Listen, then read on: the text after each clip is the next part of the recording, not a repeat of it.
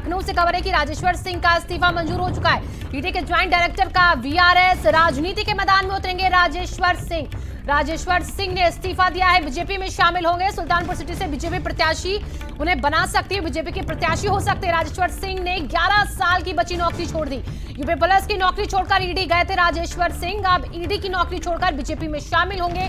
तेज तर्रार ईमानदार अफसर की छवि है उनकी, दबंग और काम के प्रति जुनूनी है राजेश्वर सिंह। और अब कहा जा रहा है कि बीजेपी के प्रति जिनका प्यार है वो एक लेटर में भी दिखा है। उन्होंने सीएम योगी की, प्रधानमंत्री की यहां पर काफी तारीफ भी की और ऐसे में कहा जा रहा है कि सुल्तानपुर सिटी से हो सकता है बीजेपी के वो प्रत्याशी बने, बीजेपी के साथ चले जाएं और अब ईडी की नौकरी छोड़ वो राजनीति में अपनी किस्मत आजमा सकते हैं।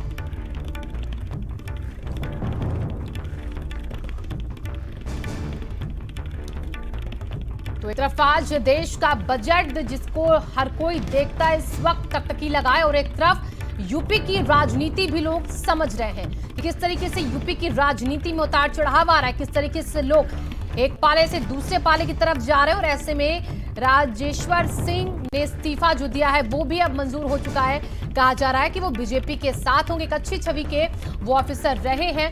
ईडी में उनकी 11 साल की नौकरी बची, लेकिन उसके बाद भी उन्होंने वीआरएस ले लिया और बीजेपी का दामन थाम सकते हैं वो।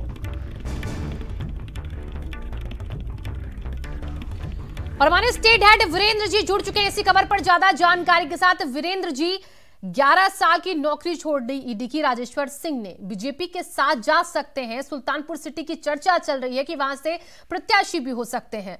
तो ये झुकाव जो है एक ऑफिसर के लिए किस तरीके से देखा जाए?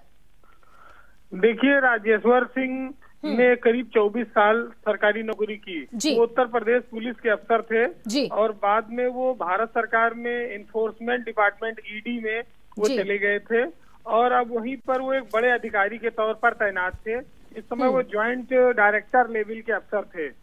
राजेश्वर सिंह की गिनती देश के ऐसे अफसरों में होती है जिन्होंने बहुत बड़े बड़े घोटालों का खुलासा किया, चाहे 2G स्पेक्ट्रम का मामला रहा हो, चाहे उत्तर प्रदेश में रिवर फ्रंट घोटाले का मामला रहा हो, कई सारे बड़े मामलों की उन्होंने जांच की और अपनी नौकरी के दौरान, सेवा के दौरान वो बेदाग रहे और उनका कैरियर साफ सुथरा रहा।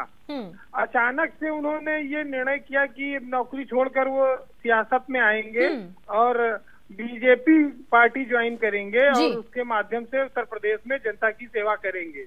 राजेश्वर सिंह के पिता पुलिस के अधिकारी रहे हैं और उनकी पत्नी भी पुलिस में इस समय बहुत बड़े पद पर हैं। वो लखनऊ की आईजी हैं, उनकी पत्नी। तो राजेश्वर सिंह का जो पूरा परिवार है वो सरकारी सेवा और अखिल भारतीय सेवा से जुड़ा रहा है। राजेश्वर सिंह जैसे अधिकारी अगर सियासत में आते हैं तो स्वाभाविक है कि सियासत में साफ सुथरे लोगों की बड़ी जरूरत है और उत्तर प्रदेश की जनता की और ईमानदारी और मनोयोग से सेवा होगी, ये उम्मीद की जाती है, क्योंकि सियासत जनता की सेवा के लिए ही बनी है।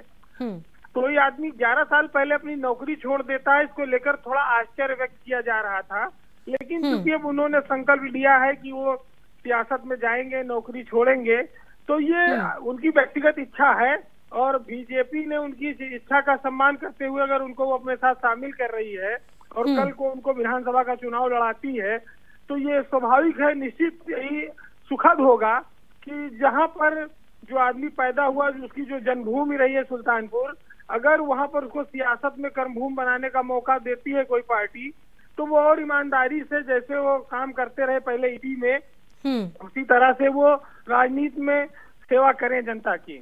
राजेश्वर सिंह की पहचान देश में बहुत बड़े ईडी के अफसर के तौर पर होती रही है और उन्होंने बेदाग कैरियर गुजारा है। तो ऐसे अधिकारियों का सियासत में आना स्वागत योग्य होना चाहिए। जी बहुत बहुत शुक्रिया वीरेंद्र जी तमाम जानकारियों के लिए आपका। तो यकीनन अगर वो राजनीति में आते हैं तो वीरेंद्र जी का भी कहना है कि उनका स्वागत करना चाहिए। जिस तरीके से उनकी छवि रही है ईडी के ज्वाइंट डायरेक्टर का, ये वीआरएस राजेश्वर सिंह ने इस्तीफा दे दिया है और उनके वीआरएस को यहाँ पर मंजूर कर दिया गया है।